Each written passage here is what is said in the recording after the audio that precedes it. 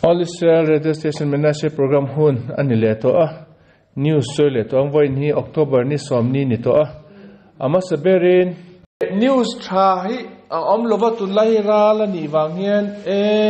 sipaite thinali ra nia ma che chu wang chon news tha pakhatin ka ron tan ma yang enge ti chon kanupui kema nupui rif kai kha honors exam azo to government exam kha apas to when a result out to news trani mai ro se ke mani mede mana se ta to po news trani chu ni mai ni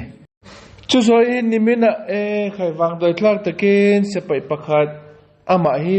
miluim duty ti sergeant major ania aming po Roni Ganigate anti ni lo Ganigat atinge ka shilo kum somthum paruk sepai givat shmuel ti khwa trangania ama hi anin dona anfua aliam na sa damdoina anon shwani ma sa adam chok zo to lova chuwang chon min local santa ni chuwang chon amha po yom ke purdon chi ani to pathianin atharau chu lo ti fai saksela yom ki purdun tun kum yom ki purcham hain vanrama nom dewin domang to mai ro se chon nimina khan Hizbullah hovin keni pokan lati thevelom ti NT9 rocket zani ain chongan non kap lut le missile ni rocket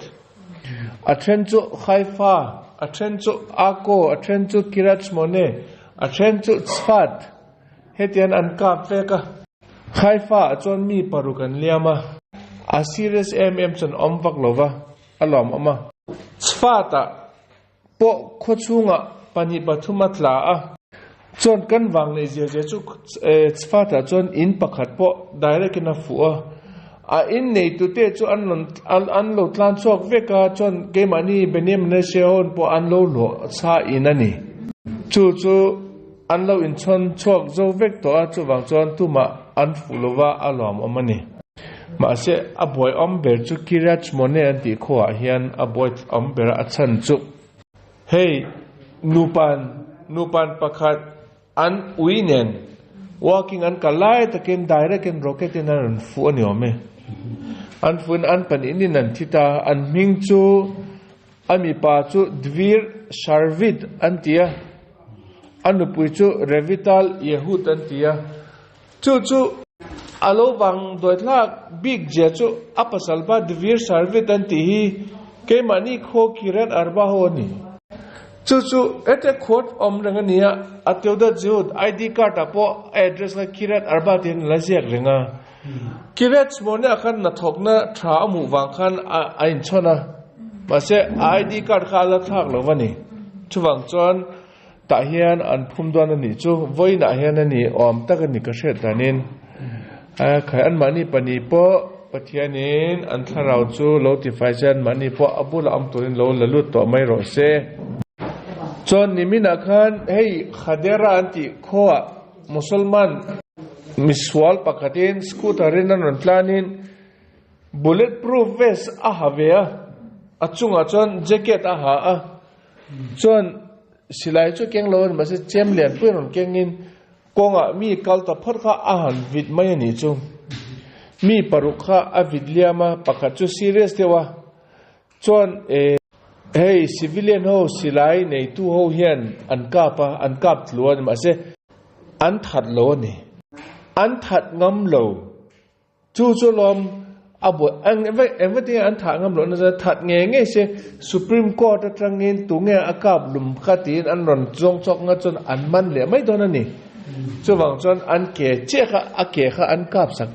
chuwang chon police an ron kalan man ta ni mom kanral mi tak hi mana dan khalu chanti khiloni pa na soe kanral mi tak Hamas le Hizbullah ni lova Itamar Ben Gvir le Bezalel Smotrich te kipa khumowi kanral mi tak ani tia soi angchon kepo ka soi done kanral mi tak ki Hamas hon ni lova Hizbullah po de la Supreme Court ni kanral mi tak Supreme Court te wanghen kanral mi ten min lau me lovani tak ani chu chon threat du tak chon che hi ni Supreme Court ti chu boy tla ka ni chuan englo hey Lebanon ne Indona hian tun an kan se pai ho hian adik tak chuan Lebanon ni an kal ngai lova amun hi an she tak tak lova ni chuwang chuan Gaza ang hian hetian operation ti aharani mo chuwang chuan mun khata hian an oma chata tang chuan drone howi an tir choka drone akhan rale tamzo ki tun an indowani nimin apo drone khan an tir choka chuan terrorist ho Hezbollah ho kha an muta chuan drone atang khan bom kha an pai thlain Hezbollah kha mi pali pangan thata chu nakena khonunga an tha te chu mi poi mo lu tu kan lo ni ti an lo hria ta ni chu Hezbollah ho ta tu rocket division rocket kap tu Israel ramon rocket kamon kap tu te shoi tu te len pani an tha ta ni alom om lu tu ka ni ale lama nimina athin rim thak lu tu ka khoi thak boka Efrat ei ke mani khobul che Efrat bula hian Efrat le betle khame tien inzom trap to nia anin kara hian farm mi papa katin farm ane ni chu anei tu pa ming chu Yehuda Sharaf anti farm ane chon ama hian a farm a hian beram tamdeu avul ti mai tu nge ching ti tu nge chon nimin akan naw pang pakati a beramo en ko tura amain lo nein a englova a chora chu aberam te alo chin lai takin an lo ven lai takin musulman tlangwal mi som panga vel betle ke matran anon kalin an beram te kalak ruk ve kan tumani chu aba khan lo in englo alo in sol puya silai po nei chong lova chon an vel na sa ama po a aw ka nei pa ka a kova a in nei pa kan a ina trangkan a boy kha a ri kha shen an ron chokin ma po ron tlan chokin ama an pani khan musulman mi som panga ne nan in swal tak cho a khai an vel na sa ni ma se an wang ne an that lova musulman mi paho cho an tlan le ta Bethlehem khonunga ambulance wan kala ambulance khanan mani kha hospital shwen tumakhan a in nei tu pa ber chuan longai ro ambulance te min thoi mai thil pakhat ka soyan che atita aron soya chu ka thinrim thalo tu kani keima hi coming Yehuda Sarafania ni kumatrangin Gaza a raldo turin kakala commando ho unit ya halo man ti te unit an officer pa kania ka duty ka zowa tu na hian inaka chola inaka ron thenjo che hian sepai ho in isilai zong ron surrender ro min tia keima pistol po min lak sak to pa enge chan po ka shelo chuwang chu nei kan tor ni silai ka pistol tal lo nei tai la cho an mani musulman ho chu kap lum lo mai la achungla meten kan ka panga an tlan chefek mai don ani enga tinge sepai ho ke man kanun na chan no makap ka chan pui sepai en ke ma heten minti atin athinrim na zong kha soyani adik lutuka ni ke pok ka shithiam thilo ni enga tinge adik lutuka hetiep sepai pa ngai pon ni lo officer ania aza hen kum khat chonga oma chon atsuti to a silai min non surrender to roti chumak ka ke cha mai ni taila lawyer ukil thiam do kalanga sepai ho ka englo top mai court ka king don ani ale lama hey Lebanon Beirut International Airport hian nimina khan mi aron kal ho tourist aron kal kha an lo check na kan mi pa pakati a passport hi an ena British passport aneya a suitcase te khan check kan suitcase sung khan passport dang pakatalo oma passport apani na zo chu Israeli passport alone ni ta dai maya chon an manta hei choi dik tolon tin chu anrin danin CID po ni mai thian ti Israeli te ta to CID po ni mai thian ti chu wang chon enge om je kan na thelo wani eng po ni ta se dam takaron cho chu kan be se ni chon voin jinkara ke mani Air Force ho an thlok charen Syria rama an thlok lutin kho pakhat Homs anti khoa mi pakhat anju thatani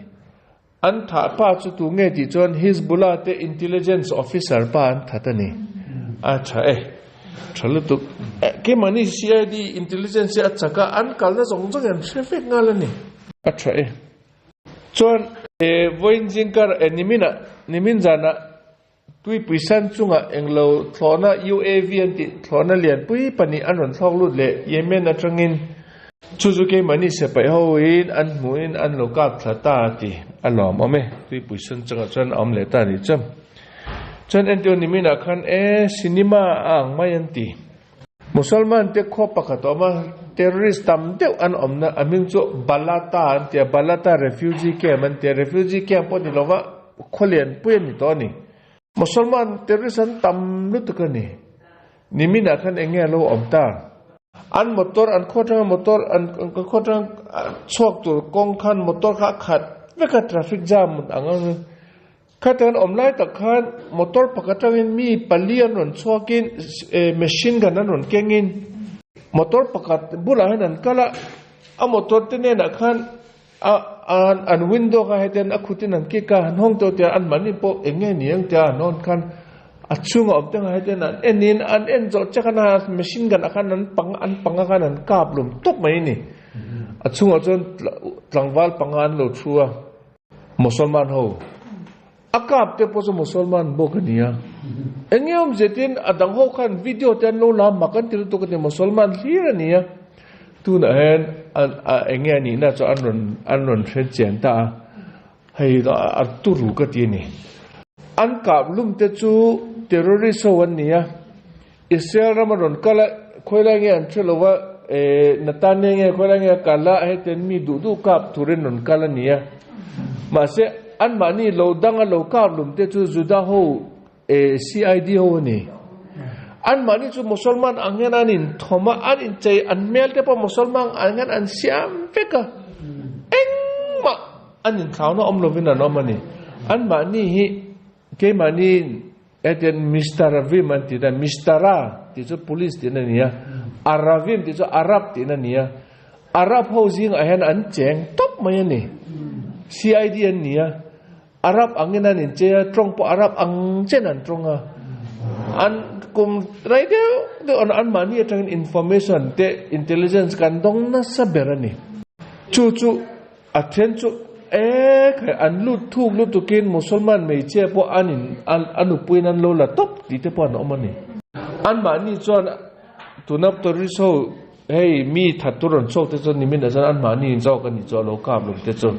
chun blai takin nia mi ho kan makan ti je cho khai cinema ang mayan ti kong khakan ki achunga opte po na inna an mani ron kalte ko musalman vek ang khan an me chuna an felowa an window non ki khan an man po enge minjot du an yang tia an hong khan an enchen photani chu ani an mani ni ti ha sher khan haten an kap top mai ne cinema ni mai ni mena chu John international news at nimina American government heten an soi khovel pum pui she turin thil pakhat kan soi che ati enge ti chon Israel in Iran an beinge nge chuan ke mani kan tel lo ti shero an nan ti ta kan khut kan sil fai ma savek phat an ti ni mo chu je chu Israel and Iran chu an attack nge don ti na angin an muta ni khovel pum pui hian Iran ho patulai anin bot sai na sakhop mayanti an law lutuk John ke mani defense minister yo Afghalan point tinga soita ni mina interview Iran te chumo kan be lo thei lo wania engtika nge le khoila nge kan chu ka fil don lo che engting kan ti pok ka lo ni ma se Iran chu khai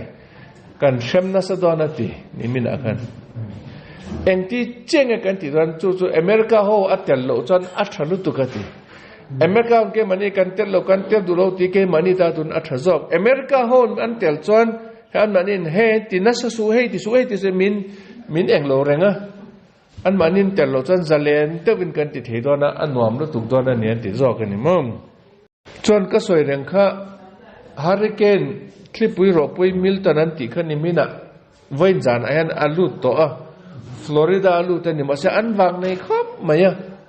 category panga asang ber atsak ber ain aron niama athika aron claimin aron rea category pani speed in aron luta athika atsak nakha za som za thumle ti speed aron tla lon lutur kha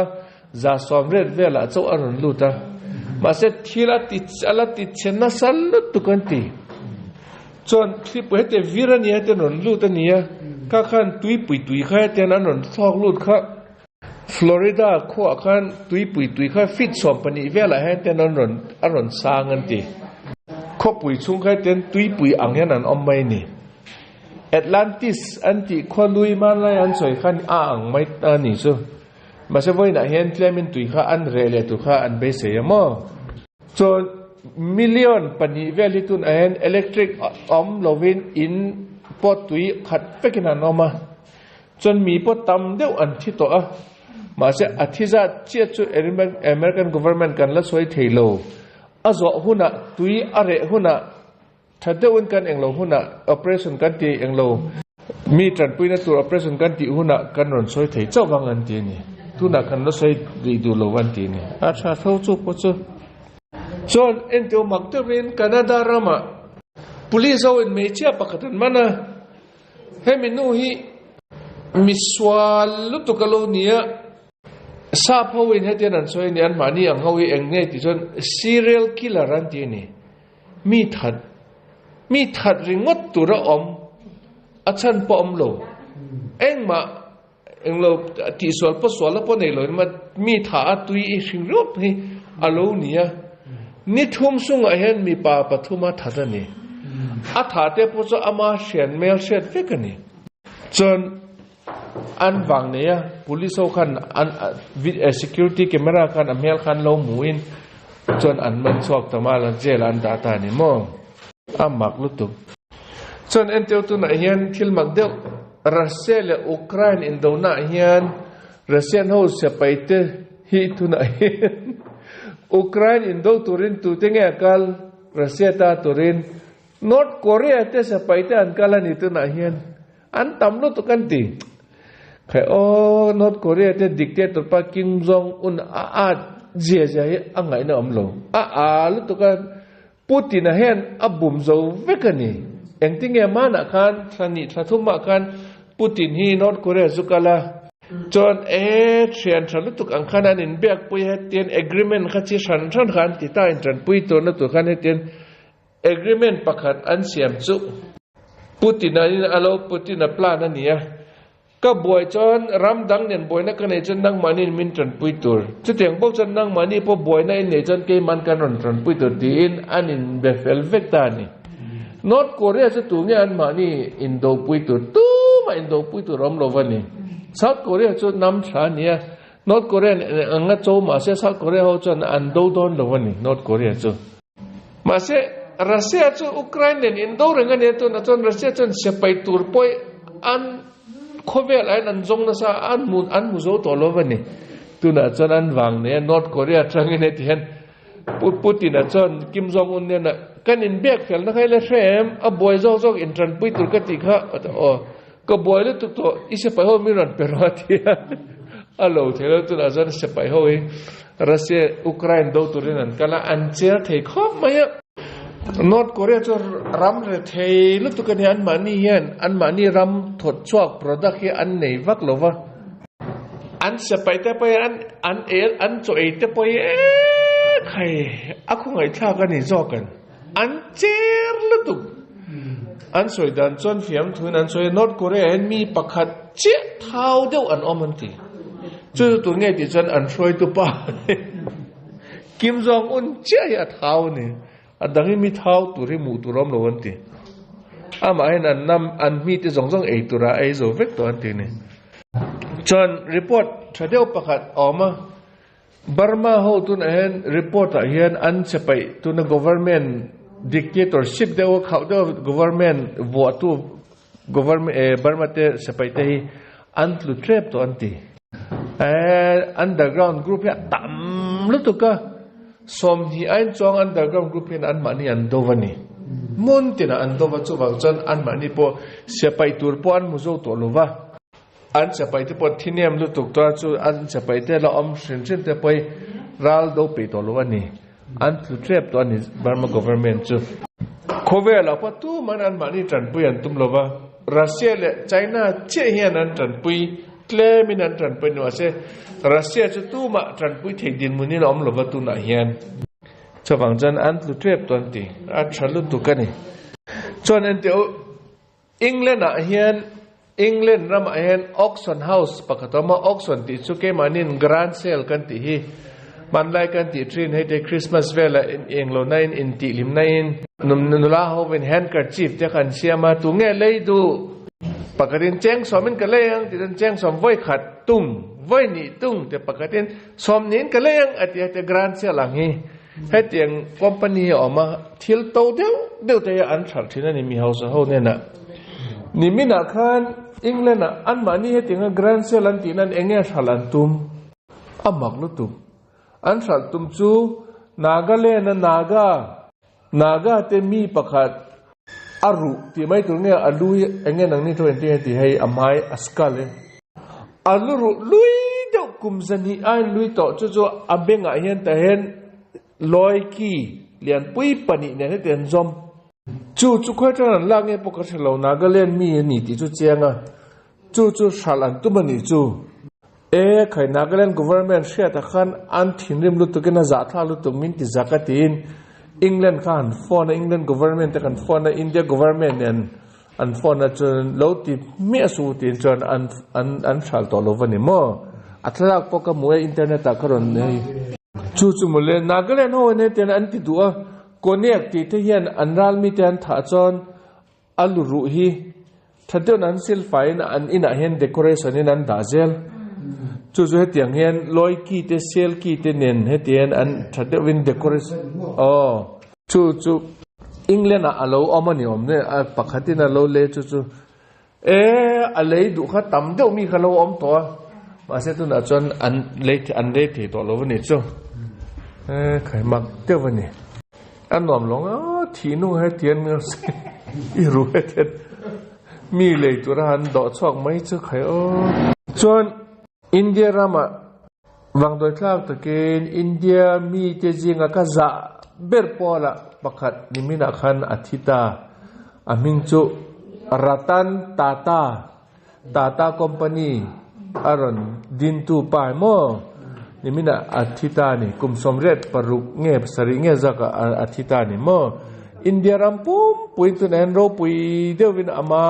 memorial service antidona ni ama hi a history mana kan lo chia to an chung ko hi tata an tien chung ko hi Iran atang non kala ni Persian hawania an soida an ma ni Judami ani anti ama hi Ratan Tata mitra nia India ta to thil khai atin na sakhop mai